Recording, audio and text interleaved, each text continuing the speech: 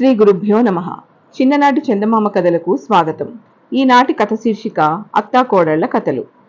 అనగనగా ఓ ఊళ్ళో బ్రాహ్మడు అతడి భార్య ఉండేవాళ్లు. ఆవిడ తల్లి కూడా ఇంట్లోనే ఉన్నది. పెత్తనమంతా తల్లిదే. అత్తగారు కోడల్ని నానా బాధలు పెట్టేది. కడుపు నిండా అన్నమైనా పెట్టేది కాదు. వాళ్ల దొడ్లో ఓ కాకరపాదు ఉండేది. అత్తగారు అప్పుడప్పుడు ఆ కాయలు కోసుకుని వండుకు తినేది. కోడలకు ఒక్క కూర ముక్క కూడా పెట్టేది కాదు. కూర తినాలని కోడలికి కోరికగా ఉండేది. కానీ ఏం చేస్తుంది? ఓ రోజున అత్తగారు తన కూతుర్ని చూద్దామని ఆ పక్క ఊరు వెళ్ళింది. అదే సమయం అనుకుని కోడలు కాకరకాయలు కోసుకుని చక్కగా కూర వండుకుని అన్నం తినబోతోంది. ఇంతలో అత్త వచ్చి తలుపు తట్టింది. గట్టి చిక్కు వచ్చింది కోడలికి. ఆ వండిన అన్నం కూర మంచినీళ్ల బిందెలో పెట్టుకుని అత్తగారికి తలుపు తీయడానికి వెళ్ళింది. అత్తగారు వచ్చాక తాను నీళ్లు తెచ్చే నెపంతో బయటకు వెళ్ళింది కోడలు. ఆ నూతి దగ్గర మాత్రం ఆమెకు వీలు చిక్కుతుందా? ఊళ్ళో వాళ్లంతా నీళ్ల కోసం వచ్చారు. అక్కడ తినడానికి వీలు లేక మరికొంచెం దూరంలో ఉన్న అమ్మవారి గుడిలోకి దూరి ఎవరైనా వస్తారేమో అన్న ఆదుర్దాతో పెద్ద పెద్ద ముద్దలు చేసి తినడం ప్రారంభించింది. అలా తినడం చూసి అమ్మవారికి ఆశ్చర్యం వేసి ముక్కు మీద వేలు వేసుకుంది. ఆ అన్నం కూర తినగానే కోడలు లేచి బావి దగ్గరకు వచ్చి నీళ్లు తోడుకుని ఇంటికి వెళ్ళిపోయింది. ఆ సాయంత్రం గుడి పూజారి గుడి వద్దకు వచ్చి అమ్మవారు ముక్కు మీద వేలు వేసుకోవడం చూసి ఆశ్చర్యపోయాడు. అగలు పొగలు గక్కుతూ రాజుగారితో ఆ సంగతి చెప్పాడు. రాజు పురోహితుల్ని పిలిపించాడు. ఇది గ్రామానికి అరిష్టం అన్నారు పురోహితులు. ఆ వేలు తీయించిన వారికి 1116 ఇస్తామని చాటింప వేయించారు రాజుగారు. ఎంతమందో వచ్చి ప్రయత్నించారు, కానీ అమ్మవారు వేలు తీయలేదు. వేలు తీయిస్తానని బయలుదేరింది కోడలు.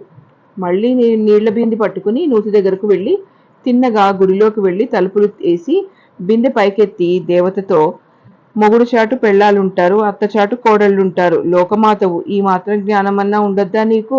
వేలు తీస్తావా, బిందె మొహాన వేయమంటావా అంది. అమ్మవారు బెదిరిపోయి వేలు తీసేసింది. ఆవిడ శక్తికి ఊరివారంతా ఆశ్చర్యపోయారు. రాజుగారు అన్నమాట ప్రకారం ఆవిడకి 1116 పండ్లు, పసుపు, కుంకుమ, చీరలు ఇచ్చారు. అత్తగారి మొహం మొండిచేటంత అయింది. అయినా కోడల సంపాదనకు మెచ్చుకుంది. కొంచెం గౌరవంగా చూడటం మొదలుపెట్టింది. ఆ ఊళ్ళో వాళ్ళు అమ్మగారిని బెదరకొట్టిన ఇల్లాలు కాబట్టి ఆవిడ కంటే ఈవిడే గొప్ప అనుకున్నారు. అక్కడి నుంచి మొక్కుబడులన్నీ ఈవిడకే ఇవ్వడం మొదలుపెట్టారు. పళ్ళు, పలహారాలు, కోళ్లు, గొట్టెలతో నిండిపోతూ ఉండేది. అత్తగారికి సంతోషంతో పాటు అసూయ, భయము కూడా మొదలయ్యాయి. ఓ రోజున కొడుకును రహస్యంగా పిలిచి, ఒరే అబ్బాయి, నీ పెళ్ళాం సామాన్యమైంది కాదురా నాయన. ఇదేదో అమ్మవారు నిన్ను నన్ను కూడా మింగేస్తుంది కొద్ది రోజుల్లో. ఈ పీడ వదుల్చుకుని నువ్వు మళ్ళీ పెళ్ళాడరా బాబు అంది. ఎలాగ వదులుతుందే పీడ అన్నాడు కొడుకు. ఒక ఉపాయం చెప్పింది తల్లి. సరే అనుకున్నారు ఇద్దరూను. ఆ రాత్రి భోజనాలయ్యాక బలవంతంగా కోడలు నోట్లో గుడ్డలు కుక్కి ఓ చాపలో చుట్టి తల్లి కొడుకులు ఇద్దరూ సాయం బట్టి శ్మశానికి మోసుకుపోయారు. అక్కడ కాష్టం పేర్చారు. ఇంతట్లో, నాయనా, అగ్గిపెట్టె తెచ్చావా అంది తల్లి. లేదు అన్నాడు కొడుకు. నువ్వు ఇక్కడే ఉండు, నే తెస్తానంది తల్లి. అమ్మ బాబోయ్, నేనుండలేను అన్నాడు కొడుకు. నేను ఉండలేను అంది తల్లి. ఇద్దరూ వెళ్లి తేవడానికి నిర్ణయించుకున్నారు. ఆ చాప చుట్ట అక్కడ పెట్టి ఇద్దరు ఇంటికి వెళ్ళిపోయారు. ఈలోగా కోడలు కట్లు వదిలించేసుకుని మెల్లగా బయటకు వచ్చి ఆ పక్కనే ఉన్న ఒక ఈత బొంద ఆ చాపలో కట్టేసి ఓ చెట్టెక్కి కూర్చుంది. తల్లి కొడుకు వచ్చారు. చాప చుట్టూ సాయం పట్టి కాష్టం మీద నిప్పంటించి ఇక వదిలింది పీడ అనుకుని ఇంటికి వెళ్లారు. ఆ రాత్రి ఆ ఊరు రాజుగారు ఇంట్లో దొంగలు పడి నగలు, ధనము దోచుకుని ఊరి బయట శ్మశానం దగ్గర చెట్టు కింద కూర్చుని లెక్క పెట్టుకుంటున్నారు. ఆ చెట్టు మీద ఉన్న కోడలు కురికిపాట్లు పడుతూ జారి ధబేల్న కింద పడింది. ఆ పడ్డంతో నోటిలో గుడ్డ కూడా ఊడిపడింది. దొంగలు ఈవిడని చూసి అమ్మవారిని తెలుసుకుని సాష్టాంగ నమస్కారాలు చేసి ఆ తెచ్చిన ధనం, నగలు ఈవిడకు సమర్పించి వెళ్లిపోయారు. ఆ నగలు, ధనం తీసుకుని తెల్లవారేసరికల్లా ఆమె మళ్లీ ఇంటి తలుపు తట్టింది. హడలిపోయారు తల్లి కొడుకులు.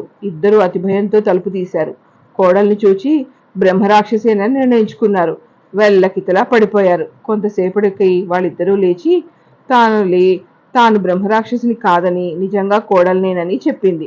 తాను స్వర్గలోకం వెళ్లానని, అక్కడ మామగారు కనబడ్డారని, ఈ నగలు, నాణాలు ఇచ్చారని చెప్పి నమ్మకం కలిగేటట్టుగా అన్నీ చూపించింది. నిజమే అని నమ్మింది అత్త. ఇంకా ఏమైనా చెప్పారా మావయ్య అని అడిగింది. మీ అత్తను చూసి చాలా రోజులైంది, ఓ మారు చూడాలని ఉంది. నీవు వెంటనే వెళ్ళి మీ అత్తను పంపించు. ఈ నగలు అవి ఇవ్వు. ఇక్కడ నాకేం లోటు లేదు, కావలసినంత భోగం అన్నారు. వెళ్ళినా సరే మానినా సరే అంది కోడలు. అయ్యో, ఎంత అదృష్టవంతురాలువే నువ్వు, ఆ మామగారిని చూడగలిగావు. నాకు మాత్రం చూడాలనిపించట్లేదటే తల్లి. ఎన్నాళ్ళయిందో చూచి, ఇంకెంతకాలం ఆగుతాంలే అని ఉవ్విళ్ళూరింది అత్త. తనను కూడా ఆ రాత్రి చాపలో చుట్టి దహనం చేయమని కొడుకు కోడల్ని బ్రతిమాలింది. మళ్ళీ త్వరగానే వచ్చేస్తానని వాగ్దానం చేసింది. సరే అన్నాడు కొడుకు కోడలును.